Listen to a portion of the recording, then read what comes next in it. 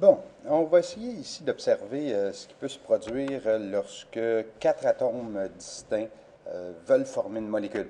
Alors, la molécule ici qui serait formée, donc à partir des quatre atomes qu'on pourrait identifier ici là, de la façon suivante. Alors, on aurait un premier atome A ici, on aurait un deuxième atome qui serait l'atome B, un troisième atome qui serait l'atome C et un quatrième atome, donc l'atome D.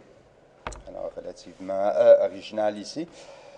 Euh, donc, en gros, ce qu'on va examiner ici, ce qu'on va observer, c'est le mouvement qui va être adopté par les molécules. Alors, ce qu'on verra tantôt, c'est donc le mouvement de ces particules-là. Donc, j'y viens dans un instant. Si la réaction se fait entre ces quatre atomes-là, on pourrait imaginer une équation chimique qui ressemblerait à ceci. Donc, l'équation chimique serait nos réactifs, les quatre atomes séparés.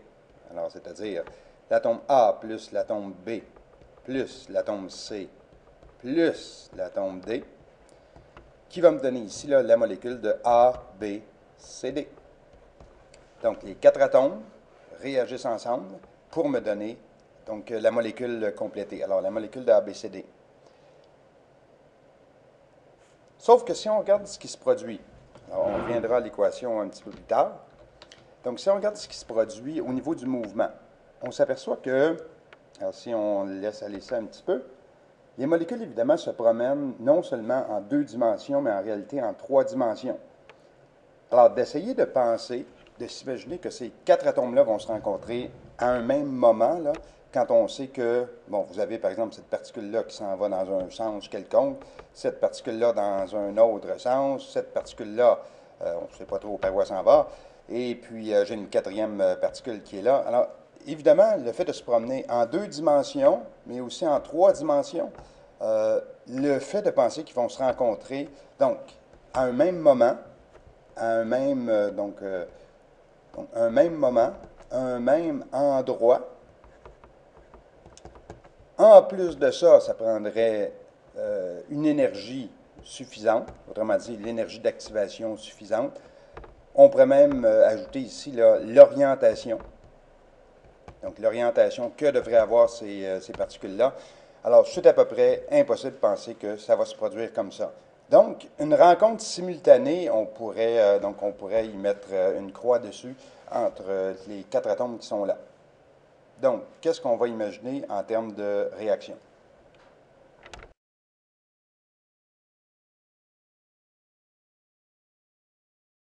Donc, si on se met d'accord sur le fait que les quatre atomes ne peuvent pas se rencontrer simultanément à cause des trop faibles chances, on pourrait se demander de quelle façon ça pourrait se produire.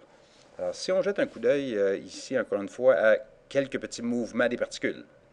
Donc, en partant ça, on s'aperçoit que le mouvement est encore une fois désordonné. Il faut penser que c'est non seulement en deux dimensions, mais en trois dimensions.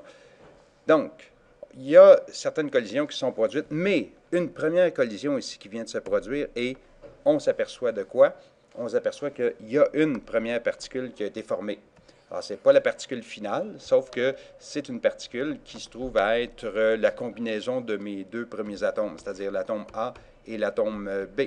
Alors, j'ai la molécule ici, une molécule qu'on va appeler plus tard une molécule intermédiaire qui a été formée. Alors, c'est donc cette molécule AB-là.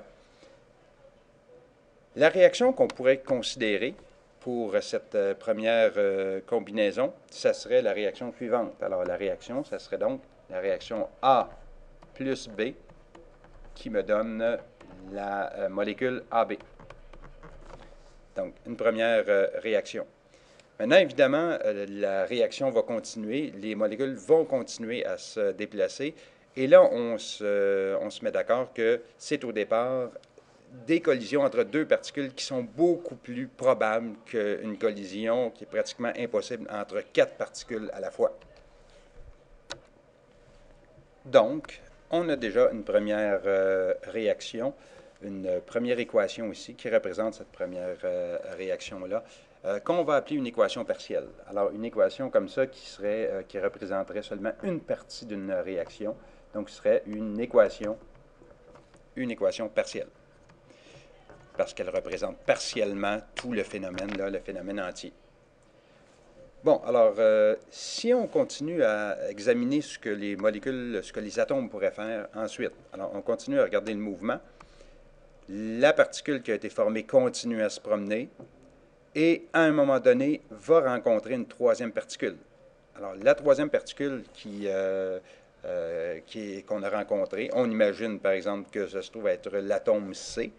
Alors, on aurait ici formation d'une nouvelle molécule. Alors, la molécule formée, ce serait la molécule de ABC. Maintenant, il faut remarquer que la molécule de ABC qui a été formée ici, c'est une molécule qui a entraîné la molécule de AB. Donc, la molécule de AB, essentiellement, elle n'existe plus. Alors, j'ai du ABC qui vient remplacer là, la molécule qu'on avait tantôt. Donc, en ce moment, on se retrouve avec une deuxième équation. Une deuxième équation partielle qui serait celle-ci. Donc, l'atome de AB vient réagir donc avec notre... la molécule de AB vient réagir avec l'atome C pour nous donner la molécule de ABC. C'est donc la deuxième équation partielle de notre, ce qu'on va appeler notre mécanisme de réaction. Évidemment, on se doute de ce qui va se produire. On le voit, des collisions, deux particules à la fois sont donc beaucoup plus probables que quatre atomes en même temps ou quatre particules en même temps. Donc, si on poursuit, on va avoir ultimement notre molécule de ABC qui va finir par rencontrer l'atome D. Alors, vous avez ici la réaction suivante qui vient de se produire. Alors, la molécule de ABC rencontre l'atome D pour nous donner la molécule de ABCD. OK. Donc,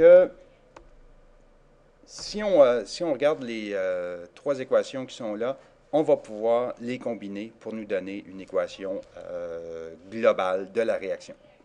Donc, si on résume en temps réel ce qui se produit, alors, on regarde la réaction au complet cette fois-ci. Alors, on a la réaction qui débute. Alors, il y a en ce moment simplement peut-être certaines collisions qui n'entraînent rien.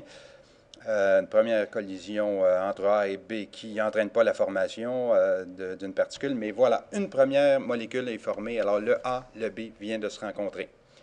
Mais la réaction va continuer. Alors, lorsque le AB rencontre le C, bien, le AB disparaît. Alors, je l'annule ici dans mon équation parce que la molécule n'est plus présente. Puis arrivera la même chose avec la molécule de ABC qui n'est plus présente ici une fois qu'on a notre dernière molécule qui a été formée.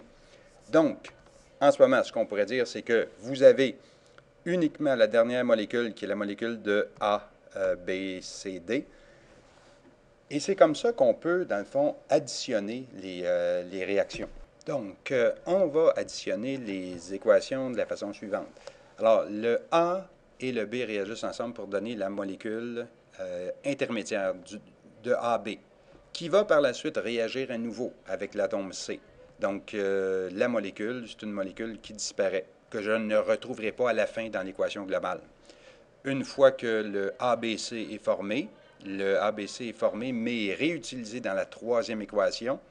Et à ce moment-là, donc, le ABC, c'est une molécule qui disparaît et qui ne paraîtra pas et qui n'apparaîtra pas dans l'équation globale. Alors, si on additionne ces trois équations-là, on va obtenir l'équation suivante. Alors, ce qui nous reste, on a l'atome de A, de B, de C et de D.